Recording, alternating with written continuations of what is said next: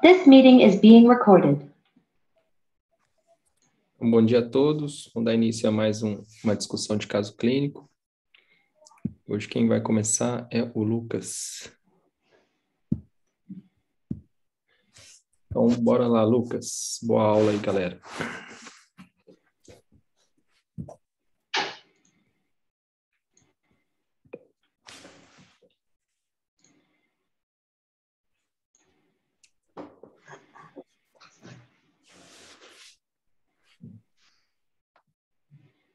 Então, vamos lá. Bom dia, eu sou o Lucas, sou o R1 do Hospital Maternidade Frei Galvão. Hoje eu vou apresentar um caso orientado pelo Dr. Matheus Grilo. Então, a história clínica do paciente é um paciente do sexo masculino, 52 anos. O paciente relatava dificuldade miccional com disúria e polaciúria associada. Então, foi solicitada uma ultrassonografia de próstata. Então, aqui eu trouxe a imagem da próstata, com uma imagem cística na linha mediana da próstata. O tamanho da próstata de 34 gramas aproximadamente. A imagem cística, que media 1,5 por 1,1 centímetros. As vesículas seminais. E aqui é a bexiga, o volume da bexiga pré-miccional. E aqui o pós, que apresentou um resíduo.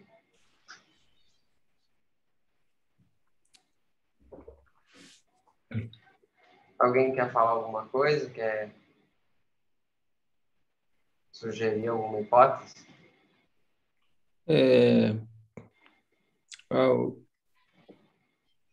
O Alex aí quer falar, Alex? Bom dia aí, pessoal, tudo bem? A primeira coisa que a gente tem que pensar, e o achado mais comum, é cisto de utrículo, né? Por estar na linha média, pela posição, na base ali, né? Parece ser bastante anecoico, bem irregularzinho, bem redondinho, né? É a primeira coisa que a gente pensaria. Pensar em coleção ou prostatite no ultrassom é muito difícil de ver, muito. Ainda mais que uma próstata pequena dessa. Então eu iria por esse caminho aí, pelo achado mais comum sempre, né? Indicaria o achado mais comum sempre. Dependendo do tamanho do cisto de utrículo, ele pode causar sintomas, né? Então, apesar de não ser muito grande, pode ser esse o problema aí do paciente. Um divertículo de uretra prostática existe? Não existe? Eu nunca vi isso. Existe, mas também não conseguiríamos matar por aí. Acho que nem seria ideal levantar a bola nesse ponto aí, porque a gente não vê comunicação, né? A gente não consegue ver comunicação via suprapúbica, né? Entendi. Talvez fazendo um transperineal a gente conseguiria ver. Entendi. Mas eu esperaria também no transperineal compressão e isso sumir, entendeu? Então era uma possibilidade também. Então, resumindo, a gente tem uma imagem cística no meio da próstata e o principal diagnóstico, um cisto de utrículo e é isso. Pode dar sequência, então? Pode. Então, aqui os achados, né? A vesícula, a bexiga com o líquido estimado em 4 ml, o tamanho da próstata um pouco aumentado, né? A imagem cística no interior da próstata com limites côndoros regulares, como o Alex disse, e na linha média com extensão cranial. E resíduo vesical pós-miccional moderado. Então, a impressão ficou um cisto prostático localizado na linha média, com extensão cranial, podendo estar relacionado a cisto do ducto ejaculatório, não podendo se afastar a possibilidade de cisto do ducto mileniano ou cisto do trígono. Aí, discussão. Então, as doenças císticas da próstata. Os cistos prostáticos são muito comuns e têm uma incidência de cerca de 5%. No entanto, são muito mais comuns em pacientes que são investigados para infertilidade, com um estudo mostrando uma prevalência de 20%. Então, a gente pode classificar esses cistos em cistos de linha média e cistos laterais à próstata. Aí eu dei um foco mais nos cistos de linha média. São os principais diagnósticos diferenciais que a gente achou no exame. Então, aqui eu trouxe o cisto do ducto de Miller. Então, ele ocorre geralmente na terceira e quarta década de vida. Se grandes, eles podem causar sintomas urinários obstrutivos ou irritativos. Uma complicação deles é hemorragia, e esses cistos eles não têm comunicação com a uretra.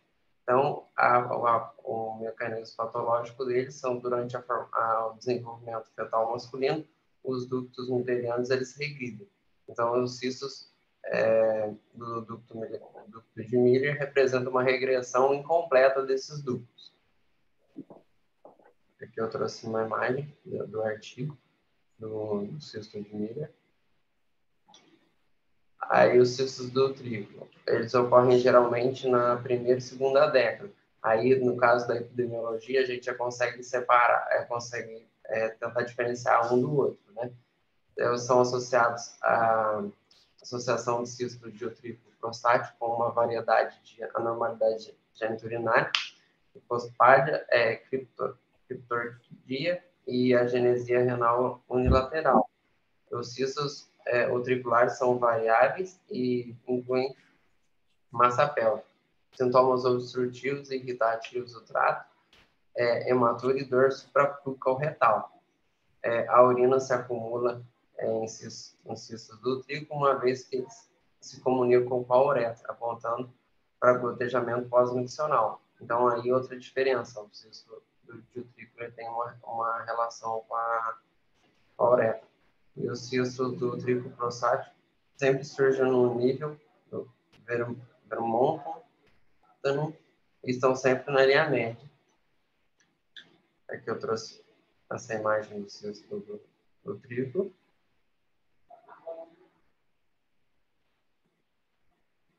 E o cisto do duplo ejaculatório.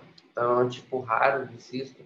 Eles podem ser secundários a processos inflamatórios e são intraprostáticos quando pequenos.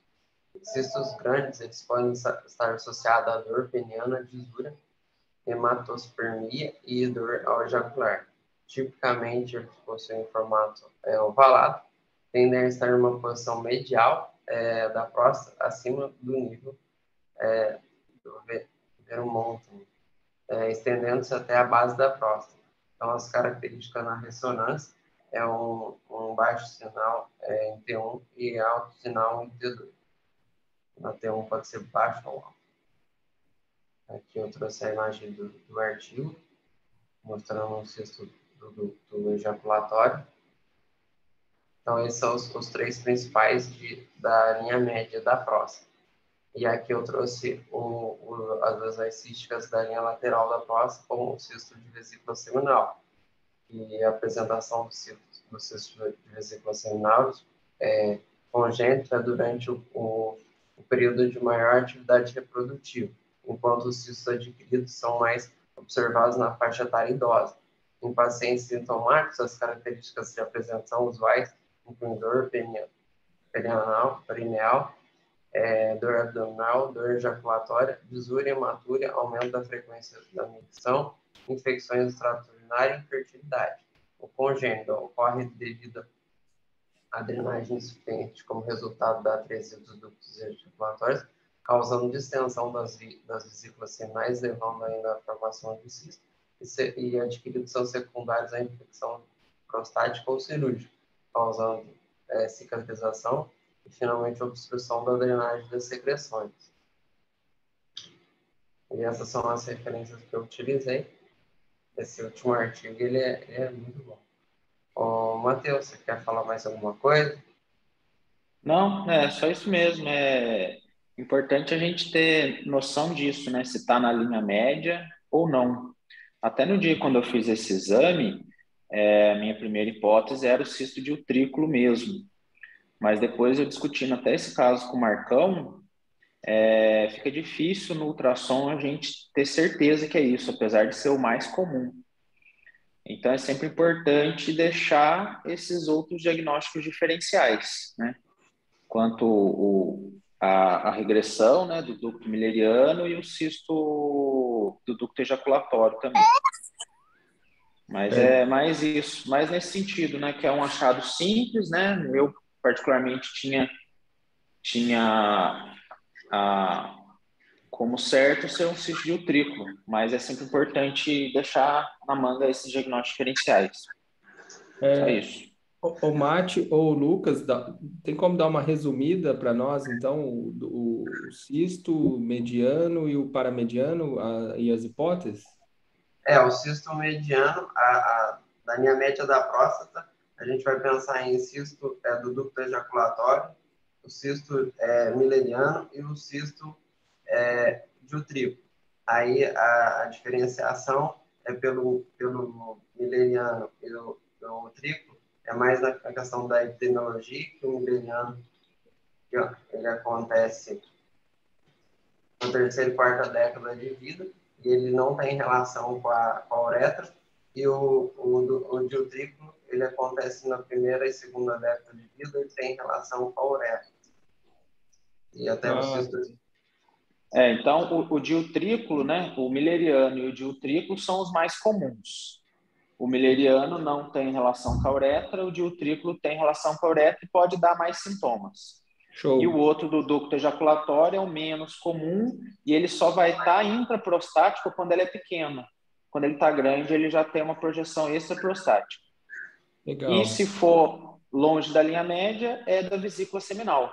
Às vezes, ele é da vesícula seminal, mas é ali bem naquele ângulo vésico-prostático, né? Então, a gente tem a impressão que é dentro da próstata, mas é mais lateral. Então, é da vesícula seminal mesmo.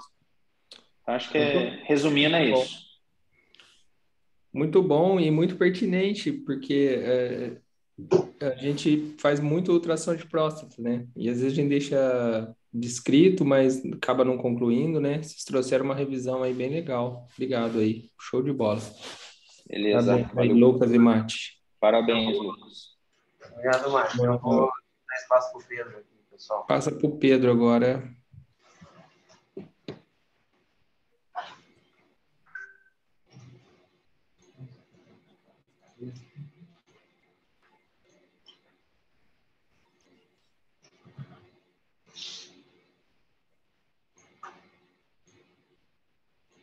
Bom dia a todos, meu nome é Pedro, sou residente aqui do Hospital Maternidade Frei Galvão e quem me orientou no casinho de hoje foi o Dr. Alex. Então, é um paciente do sexo masculino, 54 anos, paciente queixava de dores abdominais aproximadamente há um mês, associado a vômito, tinha histórico de também ter alguns episódios de febre e foi solicitada uma colangio ressonância para o paciente. Não foi, assim, nenhum desafio diagnóstico, mas a conclusão do caso foi legal, porque o paciente apresentava inúmeras imagens de vaginal, ovalada, preenchendo todo o colédoco, inteirinho o colédoco. Na colangio ficava bem legal de ver, apesar de não usar o contraste, a própria via biliar forma um contraste, então a gente fala que tinha múltiplas falhas de enchimento em todo o trajeto do colédoco, ducto hepático comum e chegava até no ducto hepático esquerdo.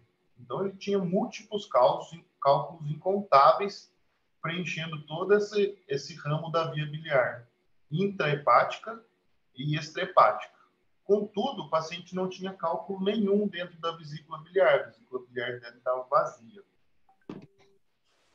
Então, ele tinha uma vesícula biliar sem cálculos em sua luz e incontáveis cálculos na luz do colédoco em todo o seu segmento. Mediam aí de 0,3 a 0,9 e chegavam até o ducto hepático esquerdo. Determinava, assim, também dilatação da via biliar extrahepática e intrahepática, sobretudo para o lado esquerdo, que era onde ele tinha o maior acúmulo de cálculos. Então, o que a gente tinha que discutir aqui nesse caso é em relação aos tipos de cálculo e onde eles normalmente ocorrem mais.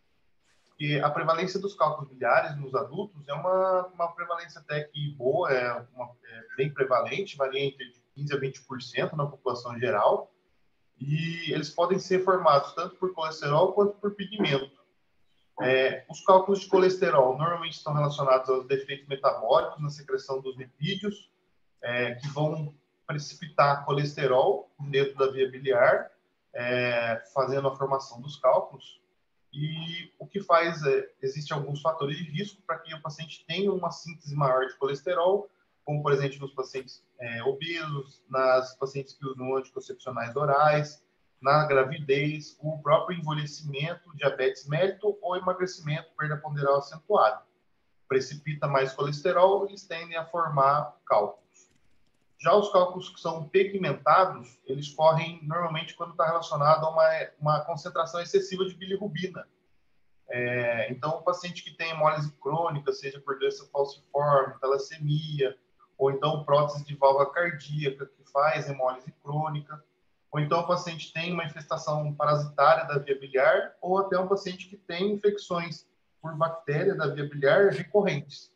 Então, eles tendem a formar cálculos pigmentados por excesso de bilirrubina não conjugada. Ali o paciente nosso, ele não tinha cálculo na vesícula, ele só tinha cálculo no colédoco. Então, a gente pode diferenciar os cálculos, eles serem como primários ou secundários. Então, os cálculos primários é quando eles são formados no interior do colédoco. Geralmente são cálculos pigmentados e estão relacionados à estase biliar, infecções ou hemólise crônica. Então, se o paciente está formando cálculo dentro do colédoco, a gente tem que levantar a possibilidade dessas outras patologias associadas que está fazendo com que ele forme cálculo lá, porque esses cálculos são geralmente do tipo pigmentado. Quando o cálculo é secundário, ele é formado dentro da vesícula biliar e daí depois ele migra para o colédoco. Daí não necessariamente é um cálculo pigmentado. O nosso paciente, se a gente olhasse só esse exame, a gente poderia pensar na possibilidade de ele estar formando cálculo só no colédoco, que não tinha nenhum cálculo no interior da vesícula biliar. Só que esse paciente já tinha realizado uma colangio anterior, cerca de 3 meses atrás, e tinham muitos, incontáveis cálculos dentro da vesícula biliar. Aqui na colangio, mostrando os cálculos, e a via biliar, também na vesícula biliar, tinha alguns pequenos e poucos cálculos no colédoco, mas o restante da via biliar desse paciente estava livre.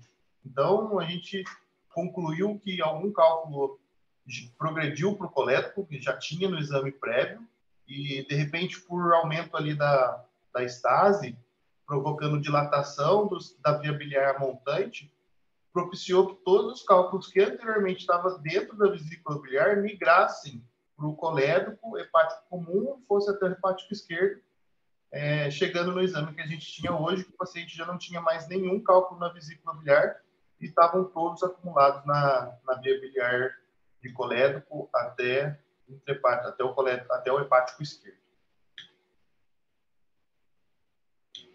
Essas aqui foram as referências que eu utilizei. Alex, quer comentar o caso? Não, é um caso mais curioso mesmo. A gente vê que parece que a ressonância trata as coisas, né? Mas não trata, cara. Não adianta fazer ressonância e não atuar. Você pegou um exame lá com 9 cálculos no colédoco, mandou o paciente para casa, vai dar ruim em algum momento. E o mais interessante é que tem uma tomografia desse paciente alguns dias antes da ressonância, foi descrito como endoprótese biliar, cara, de tão canudo branco que tava o negócio, entendeu? Então deu a impressão pro médico e aí já é uma crítica pessoal, né? É um exame de tele que possivelmente vem sem nenhuma história, o médico também não busca, enfim. E aí vai um telefone sem fio, né, cara?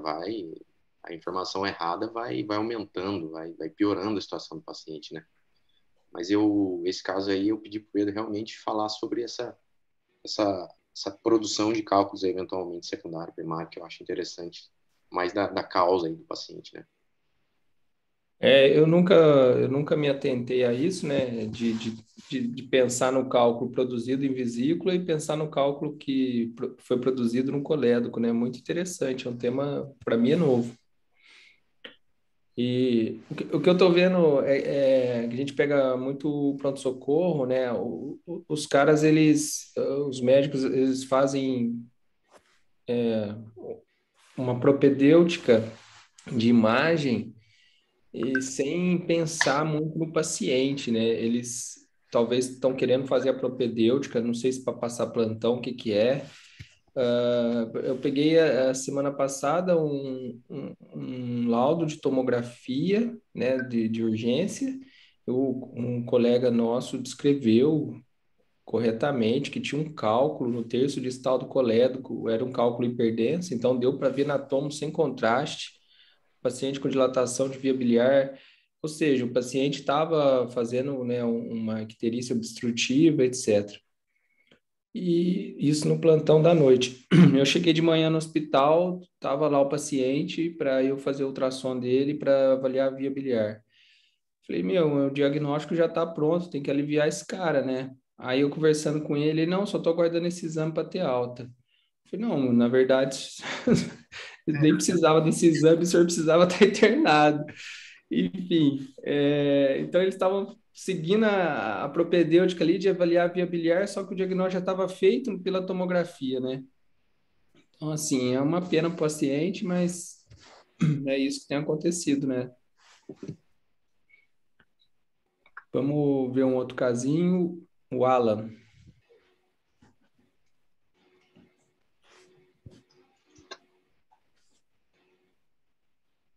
Já está o anfitrião lá.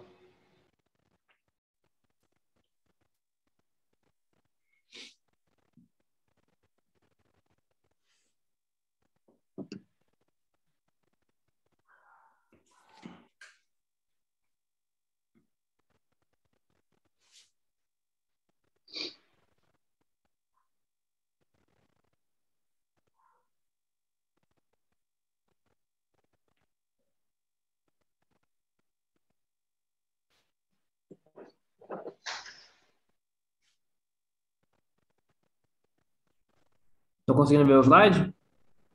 Sim, Beleza. Bom dia a todos, meu nome é Alan, sou residente do Hospital Maternidade Freire Galvão. Vou apresentar um caso orientado pelo Dr. Alex. Nós cada uma paciente de sexo feminino, de 11 anos.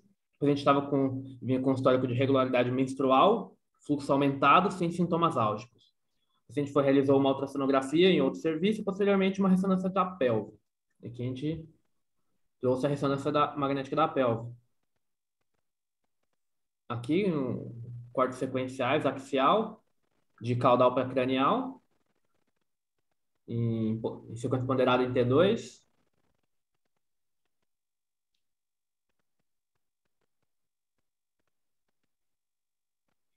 alguém quer comentar as imagens aí?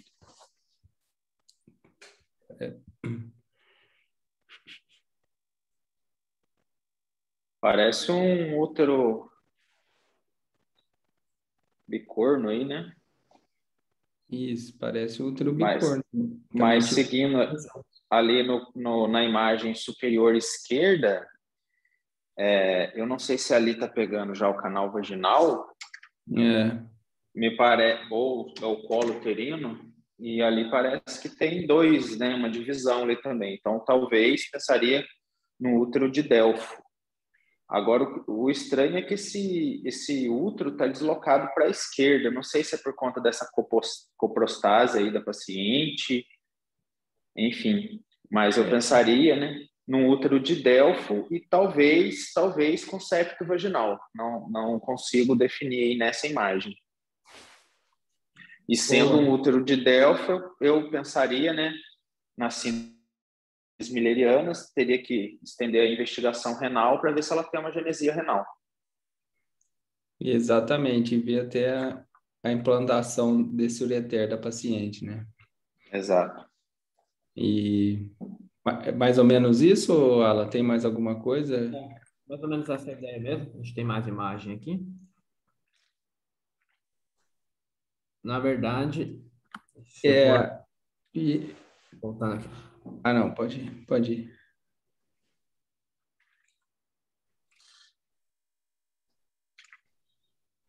Se você for olhar na Minha imagem, dúvida é se está preenchido por conteúdo hemático ou se isso é só endométrio mesmo, hematococo. se você for dar uma olhada na imagem, essa parte aqui é em topografia mais baixa do colo, é só uma luz só pro Dr. Matheus. Ah, é só uma luz? É aqui, ó, no colo aqui, ó, tá vendo? Não é. Entendi. Boa. Por isso que eu já trouxe essa imagem aqui para poder diferenciar. Volta um pouquinho. É mais fácil de ver, né? Mas se Volta, olhar na imagem direita aí, ó. Volta O septozinho ali central. Mas a primeira imagem que o Mate falou ali, também eu pensei que podia ser 2 colos divididos ali também. E essa primeira imagem aí, o que é isso aí? É a altura da vagina? É a altura da vagina, só que ela tem 14 anos, não pôde fazer extensão vaginal, então a gente tenta então é tipo colabado, tá tipo formando tipo uma ampulheta aí, né? Isso. Beleza. Então é só um bicorno, é isso? Uhum. Exatamente.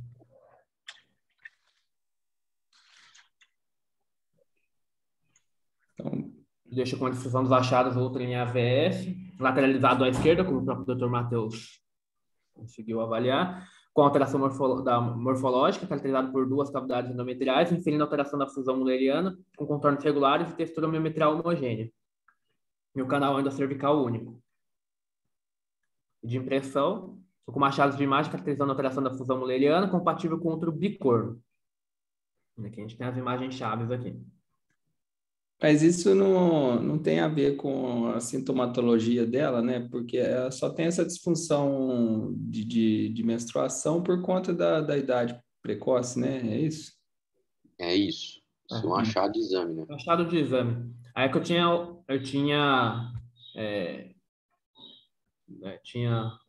não mostrado essa imagem antes, que essa aqui ela já veio, na verdade, com a hipótese de maior formação mulleriana no ultrassom anterior. É que se eu trouxesse, já não ia acabar a discussão.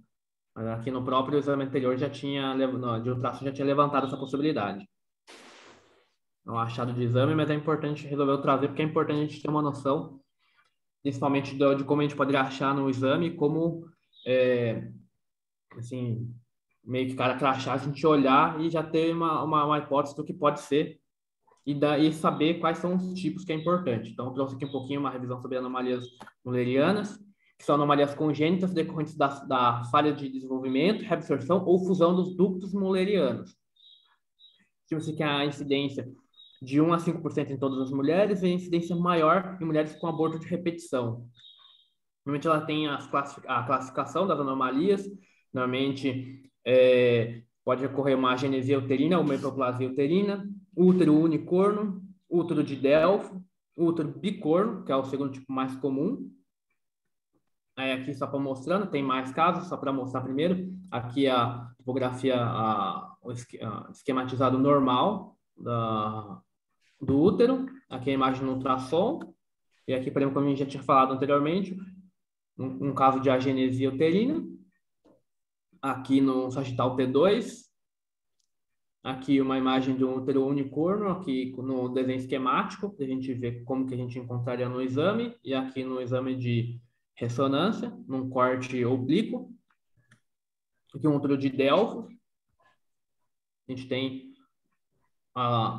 os 2 canais endocervicais, a duplicação deles. A gente tem no ultrassom, o achado, com 2 cavidades uterinas. O do nosso caso, que seria o útero bicorno.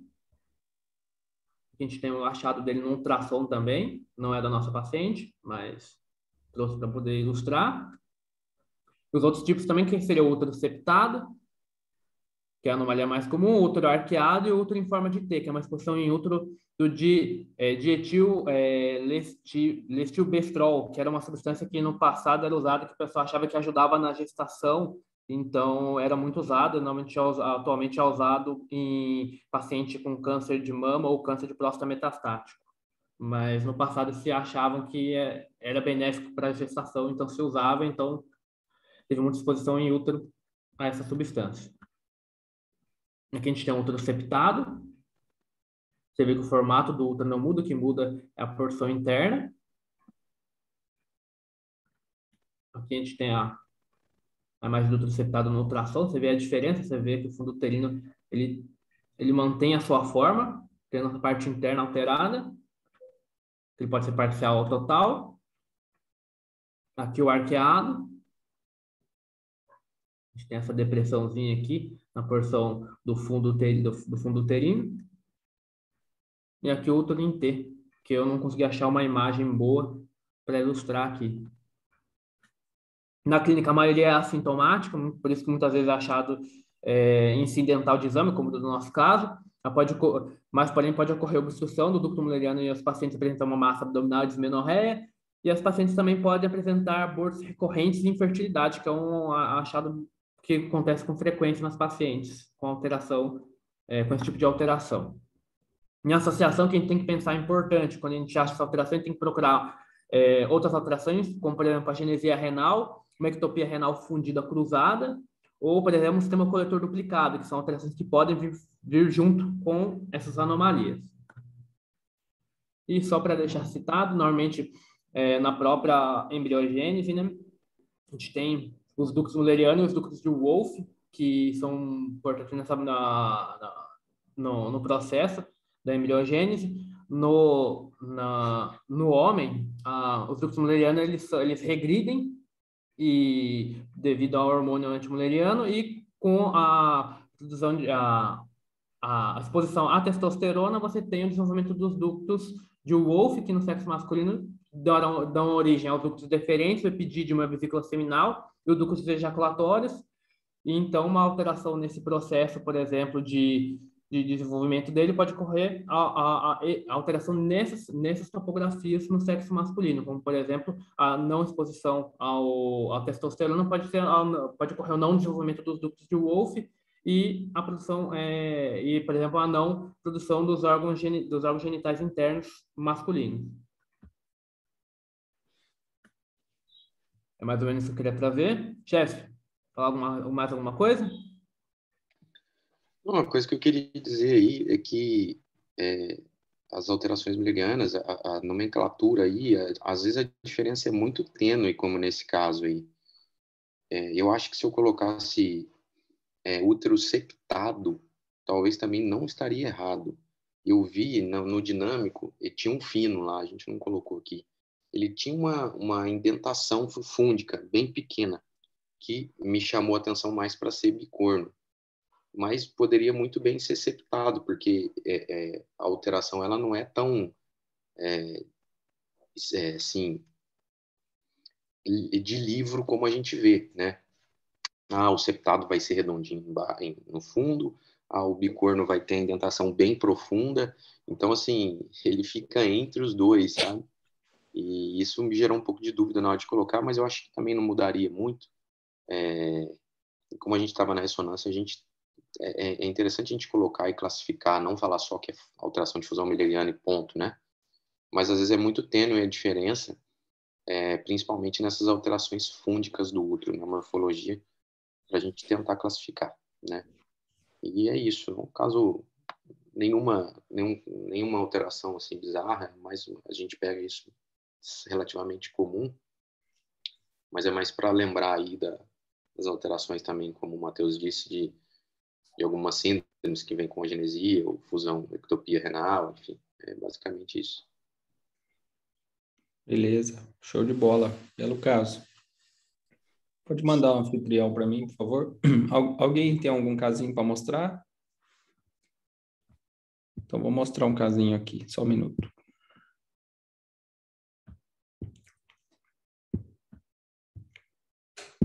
Foi para você já.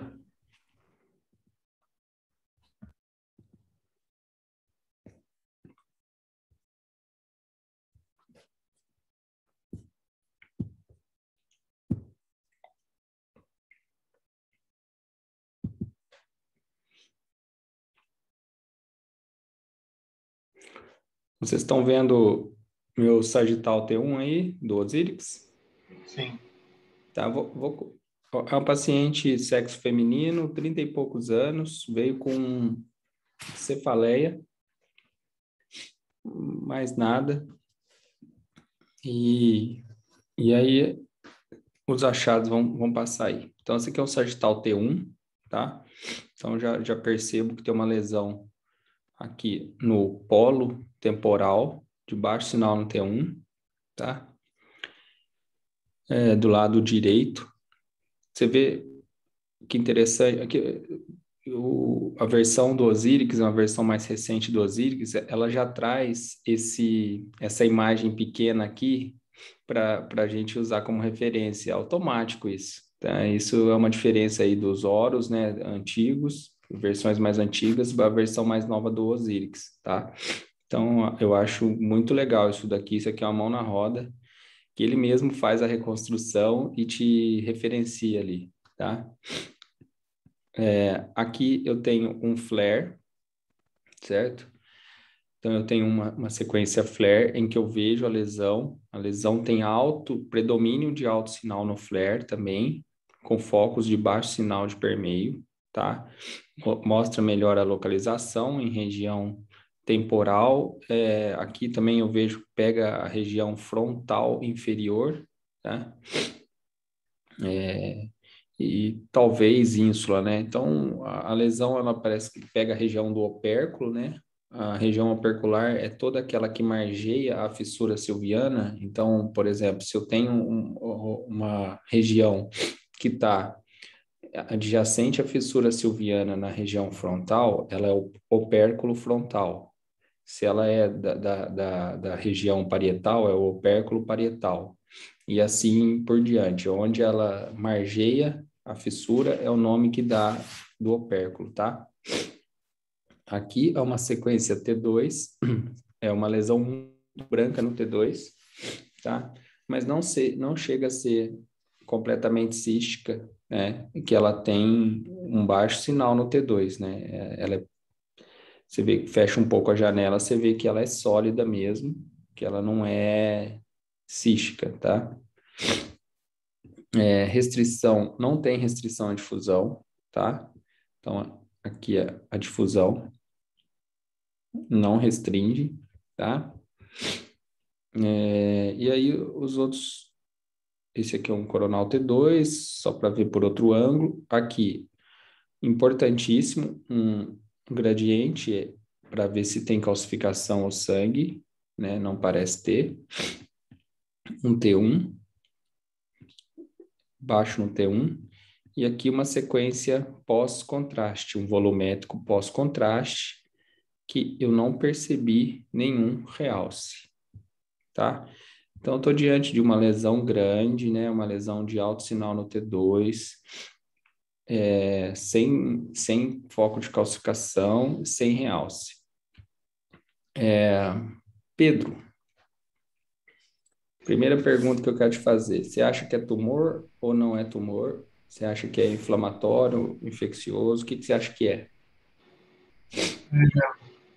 Hã?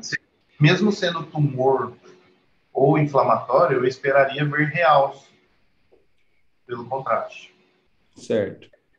Isso, depois que você falou que não teve realce, me deixou um pouco... Falei, se não tem realce, o que poderia ser, né?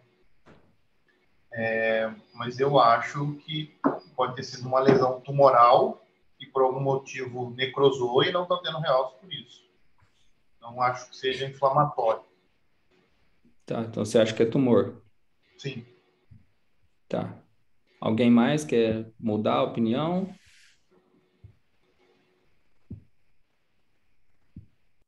Alan?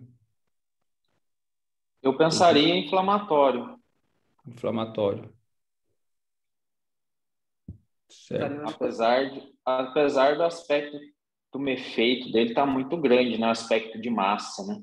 Uhum. Não, isso aqui é um tumor mesmo. E sendo um tumor, dá para a gente aproximar e sugerir? Tem alguma coisa na imagem aqui que vocês acham que a gente poderia... Qual é a história clínica mesmo, Tomás? Desculpa. Cefaleia. Não tinha mais outro achado, não. Qual que é a ideia? Qual que é a idade mesmo? 30 e poucos anos. 38. Se ela só tinha cefaleia, não tinha nenhum sintoma importante, de repente esse tumor está crescendo faz tempo aí. De repente um tumor de crescimento lento, porque foi dando tempo dela se acomodar e não apresentar tanto sintoma. Perfeito. Perfeito. Esse raciocínio é perfeito. Então, diante disso, a gente pode sugerir que seja um tumor mais bonzinho, concorda? Um tumor mais bonzinho, não teve realce, não teve necrose, porque a necrose, ela geralmente ela tem um realce periférico, né? Então, necrosa e dentro que fica necrosado, mas a periferia tem realce, tá? Então, eu vou explicar aqui o que é o achado interessante. Então é o seguinte, nós estamos diante de uma lesão tumoral de uma paciente jovem, tá? E essa característica da lesão, ela tem um sinal aqui que é o sinal do mismatch T2 flare, tá? Então eu tenho um alto sinal no T2, tá? E eu tenho um baixo sinal de permeio no flare, tá? Isso daqui chama mismatch T2 flare. Isso daqui já se mostrou muito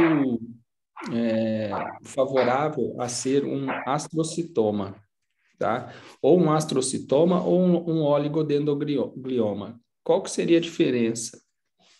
O oligodendro, geralmente, ele vem com calcificação, tá?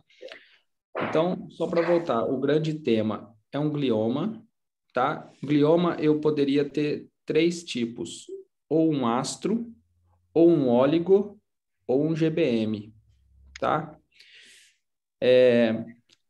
A característica dele de não ter calcificação, de ter o sinal o mismatch T2 flare, me coloca mais favorável de ser um astrocitoma, tá? E falando em histopatologia da classificação nova de tumores, eu já poderia sugerir, não no laudo, porque ainda, sei lá, não é de bom tom fazer isso, mas que ele é um IDH positivo, tá? Ele tendo essa característica, o mismatch T2 flare, ele favorece ser um IDH positivo. O IDH positivo, ele só acontece no astro e no óligo. Se ele for um IDH negativo, né, ou IDH selvagem, que a gente fala, aí ele seria um GBM, que aí o prognóstico é ruim. E o que a imagem nos ajuda? Quando eu tenho realce, tenho necrose, né, tenho um sinal sugestivo de necrose, eu levo ele para o lado mais ruim, tá? Então, eu sugeria que seria um GPM, se tivesse necrose, e inferia que ele é um IDH selvagem ou um IDH negativo, tá? Então, o que é isso? Isso é a radiogenômica, é a gente tentar, por imagem, achar alguns fatores que nos levam a já predizer qual que é o histopatológico, o que ajuda muito, né? Ajuda o patologista, porque às vezes o patologista ele tem só uma amostra pequena da lesão, ele volta lá na descrição dos meus achados para completar o laudo dele, o raciocínio dele, tá? Então, o grande divisor de águas aí é você saber se ele é IDH positivo ou negativo. Se ele for positivo, ele é um astro ou é um óligo. Se ele for negativo, ele só pode ser um GBM, tá? Agora, falar se ele é alto grau ou baixo grau, por imagem, já não é, assim, tão fácil, porque existem outros genes, né, outras características de genética que vão dizer se ele vai ser um grau 2, 3 ou 4, mesmo sendo um astrocitoma. Então, por exemplo, eu tenho hoje um GBM, né, que ele é teoricamente alto grau, mas ele pode ser um GBM com comportamento mais bonzinho do que um astro grau 4, né? E quem vai falar isso para mim é o estudo genético, o qual grau que seria esse astrocitoma, tá? Mas, assim, via de regra, a gente pode já sugerir que esse aqui é um tumor mais bonzinho do que um GBM, tá? Por conta desse T2, mismatch T2 flare. Então, alto sinal no T2 e um baixo sinal no flare, tá?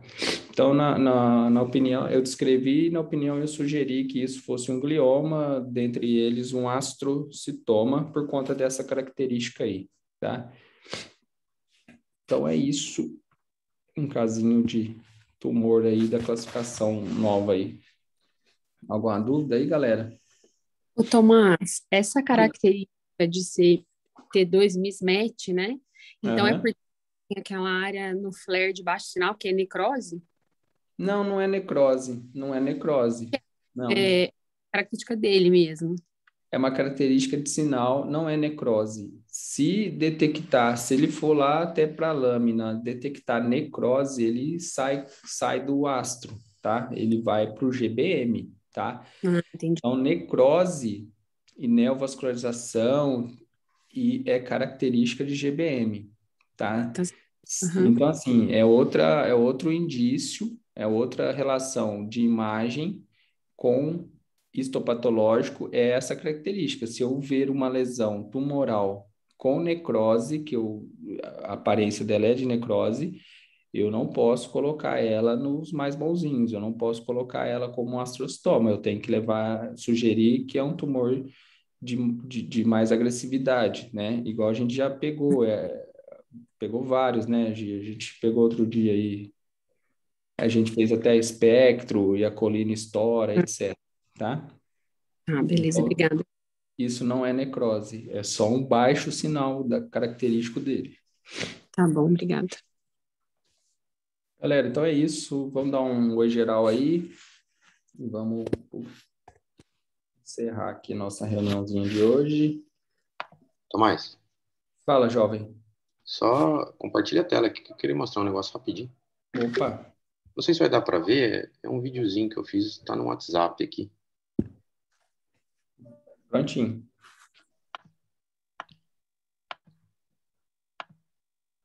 Vocês conseguem ver aí, não?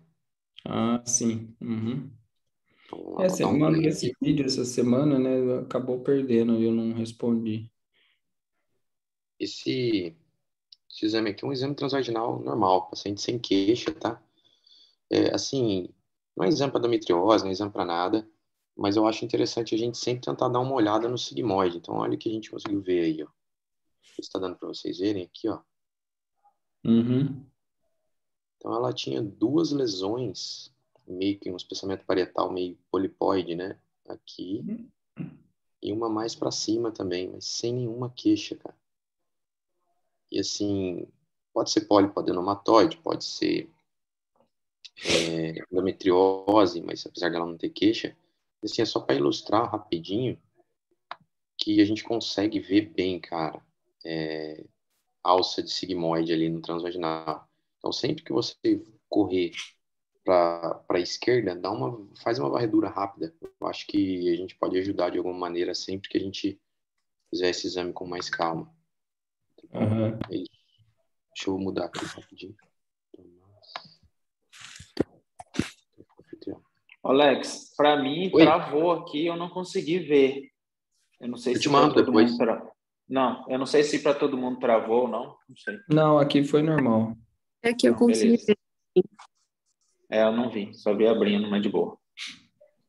Beleza, galera. Então é isso. Abraço, Bom fim de pessoal. semana para vocês Bom final de aí. semana. Obrigado aí. Até Falou, semana que valeu. vem. Valeu. Falou, pessoal. Bom fim de semana. Show.